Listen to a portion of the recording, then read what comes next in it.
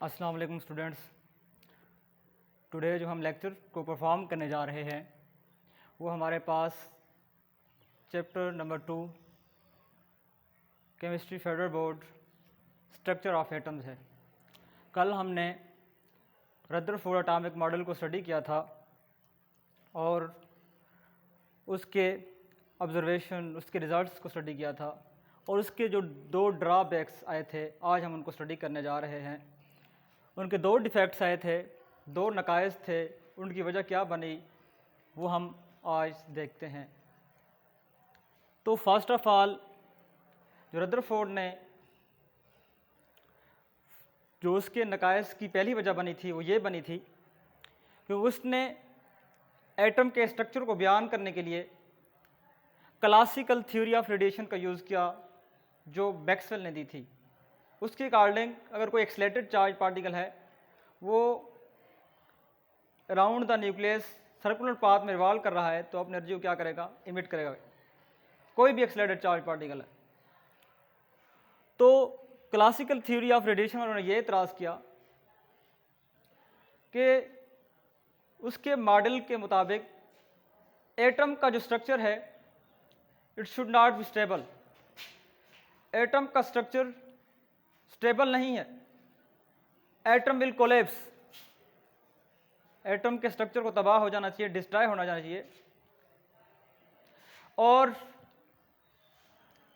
क्यों, इसकी वजह क्या है, वो क्यों ये कह रहे हैं कि रदरफोर्ड के मुताबिक उसका जो एटॉमिक मॉडल है उसके अंदर एटम जो है स्टेबल नहीं है, एटम जो है वो डिस्ट्रॉय हो जाएगा, तबाह हो जाएगा। इसकी वजह क्या है? क्लासिकल थ्योरी वाले ये कहते थे कि रदरफोर्ड के मुताबिक जो एटम का स्ट्रक्चर है वो इस तरह से है कि एटम के सेंटर में न्यूक्लियस है और न्यूक्लियस के अंदर, न्यूक्लियस के ऊपर पॉजिटिव चार्ज है due to the presence of protons. और उसके अराउंड, न्यूक्लियस के अराउंड जो इलेक्ट्रॉन हैं वो इस तरह सर्कुलर फॉर्म में रिवॉल्व कर रहे हैं, सर्कुलर मोशन में रिवॉल्व कर रहे हैं। उसने कहा इलेक्ट्रॉन के ऊपर नेगेटिव चार्ज है और जो न्यूक्लियस है इसके ऊपर पॉजिटिव चार्ज है। अगर क्योंकि अपोजिट चार्जेस हैं, इलेक्ट्रॉन नेगेटिव चार्ज रखते हैं और प्रोटॉन पॉजिटिव चार्ज रखते हैं, फोर्स ऑफ अट्रैक्शन लगेगी। पॉजिटिव और नेगेटिव एटम्स को अट्रैक्ट करते हैं और जो इलेक्ट्रॉन रिवॉल्व कर रहा है, क्योंकि according to Maxwell electromagnetic radiation theory, अगर कोई भी बीइंग अ चार्ज पार्टिकल अगर वो कंटिन्यूसली क्या कर रहा है, अराउंड द न्यूक्लियस रिवॉल्व कर रहा है तो उसको अपनी एनर्जी को कंटिन्यूसली इमिट करना चाहिए और आखिरकार उसको न्यूक्लियस के अंदर गिर जाना चाहिए।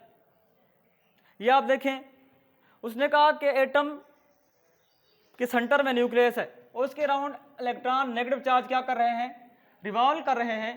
तो नेगेटिव चार्ज जो सर्कुलर मोशन में रिवॉल्व कर रहा है तो उसको अपनी एनर्जी, अगर कोई भी चार्ज पार्टिकल है, अगर वो ज़ाहिर बात है अराउंड द न्यूक्लियस चक्कर लगाएगा तो अपनी एनर्जी को इमिट करेगा। तो क्लासिकल थ्योरी वालों ने ये इतराज़ लगाया कि अगर कोई भी चार्ज पार्टिकल है वो रिवॉल्व कर रहा है तो उसकी एनर्जी तो ख़त्म हो जाएगी। वो रिवॉल्व करते करते न्यूक्लियस के करीब पहुंच जाएगा। ये इलेक्ट्रॉन है, ये एनर्जी खर्च कर रहा है, इसकी एनर्जी खत्म हो रही है। जूं जूं वो क्या कर रहा है, न्यूक्लियस से करीब आ रहा है, उसका ऑर्बिट छोटा होता जा रहा है, उनके शेल्स स्मॉलर होते जा रहे हैं।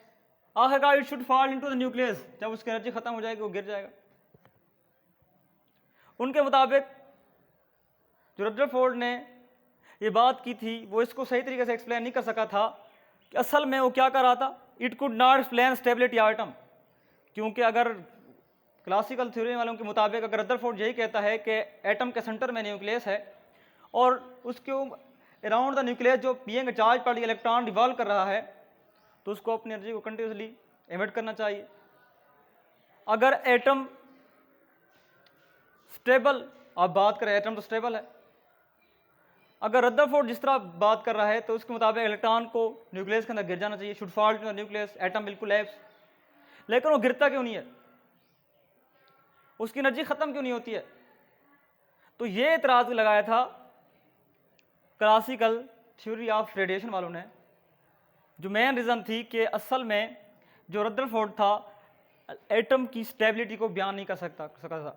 It could not explain the stability atom, क्योंकि एटम स्टेबल है, एटम तो कभी अपना स्ट्रक्चर तबाह नहीं करता।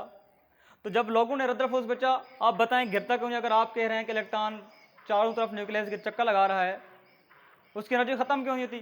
तो रदरफोर्ड जो था वो इसका आंसर नहीं दे सका था, जिसकी वजह से उसका ये डिफेक्ट्स आया था जब उसने क्लासिकल थ्योरी को यूज़ किया था मैक्सवेल की। जो दूसरा डिफेक्ट था, जो दूसरा नकायस रदरफोर्ड का वो ये था, क्योंकि उसने क्लासिकल थ्योरी ने कहा अगर इलेक्ट्रॉन रिवॉल्व कर रहा है कंटिन्यूसली अराउंड द न्यूक्लियस, अपनी एनर्जी को इमिट करेगा, कंटिन्यूस एनर्जी को इमिट करेगा, तो उस क्लासिकल थ्योरी ने ये लाया गया तो उसको कंटिन्यूस स्पेक्ट्रम देना चाहिए। लेकिन जब उसको हाइड्रोजन एटम को स्पेक्ट्रोमीटर के अंदर रख के चेक किया गया तो वो कंटिन्यूस स्पेक्ट्रम की बजाय लाइन स्पेक्ट्रम दे रहा था। स्टूडेंट, सबसे पहले आपको ये पता होना चाहिए कि स्पेक्ट्रम क्या चीज़ है। The visual displacement of light, यानी जब लाइट के कंपोनेंट्स को डिस्पर्स करते हैं, उनके डिस्पर्स होने से जो नज़ारा बनता है उसको हम क्या कहते हैं? स्पेक्ट्रम। इसकी बेस्ट एग्जांपल कौसे कज़ा धनक, जो बारिश के बाद आसमान के ऊपर क्या होती है? ज़ाहिर होती है। जब बारिश होती है और बारिश होने के बाद जब सूरज निकलता है तो हवा में जो बारिश के कतरे होते हैं, पानी के कतरे होते हैं, वो क्या हो जाते हैं? मुअल्लक हो जाते हैं, सस्पेंड हो जाते हैं स्टूडेंट्स। और जब लाइट सूरज निकलने के बाद उनके ऊपर पड़ती है, उनमें से पास होती है, तो अपने कंपोनेंट्स में डिवाइड हो जाती है, डिफरेंट टाइप्स कलर बनते हैं।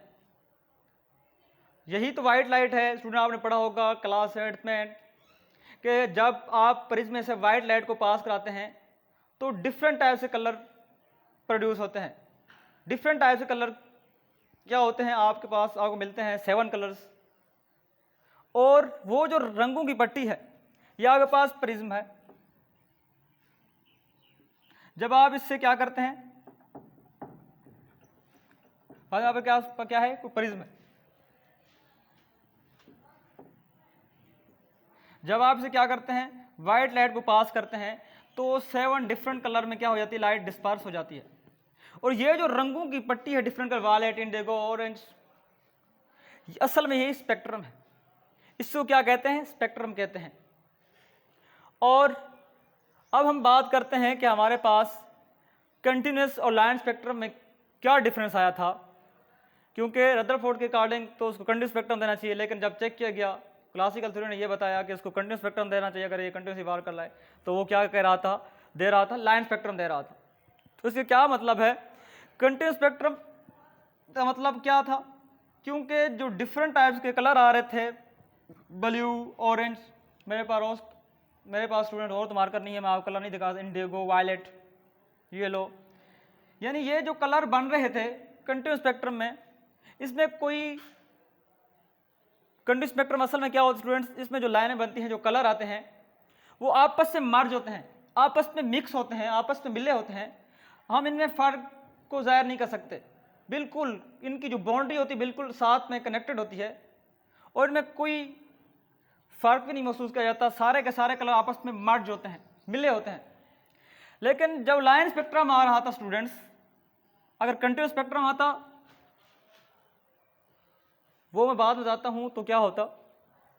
लाइन स्पेक्ट्रम जो आ रहा था, जब स्टूडेंट ने देखा कि जो डिफरेंट टाइप कलर थे, रेड थे या ब्लू था या वायलेट था या ऑरेंज था, उनके दरमियान में वो आपस में मर्ज नहीं थे, आपस में मिक्स नहीं थे, आपस में मिले हो नहीं थे।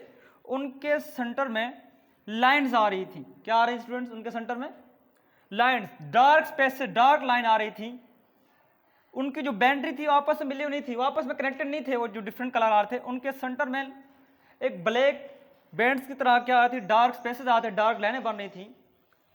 तो अगर कंटिन्यूस स्पेक्ट्रम होता तो स्टूडेंट वो इस तरह की डार्क लाइन या डार्क स्पेस नहीं होती और ये कलर जो थे वो आपस में मर्ज होते, मिक्स होते। लेकिन जब चेक किया गया तो कलर जो थे वो आपस से मिक्स नहीं थे, मर्ज नहीं थे, उनकी बाउंड्री साथ नहीं मिली हुई थी। उनके सेंटर में डार्क लाइनें आ रही थी, जो अगर रदरफोर्ड तो कहता था कि कंटिन्यूस स्पेक्ट्रम रहता।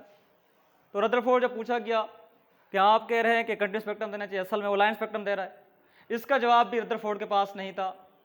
तो ये जो दो डिफेक्ट आए थे रदरफोर्ड एटॉमिक मॉडल में, एक तो ये था कि इलेक्ट्रॉन कंटिन्यूस एनर्जी को इमिट कर रहा है, वो गिरता क्यों नहीं है, वो एटम की स्टेबिलिटी को नहीं बयान कर सका रदरफोर्ड। फिर बाद में बोहर ने इसके ऊपर काम किया था और इन दो डिफेक्ट्स को क्या किया था, सही किया था। इंशाअल्लाह नेक्स्ट लेक्चर हम ये स्टडी करेंगे कि बोहर ने एटॉमिक जो बोहर रदरफोर्ड के दो डिफेक्ट्स आए थे उनके ऊपर काम किया था और उनको अच्छे तरीके से ब्रीफ किया था। इंशाअल्लाह नेक्स्ट लेक्चर में हम बोहर एटॉमिक मॉडल को स्टडी करेंगे। ओके।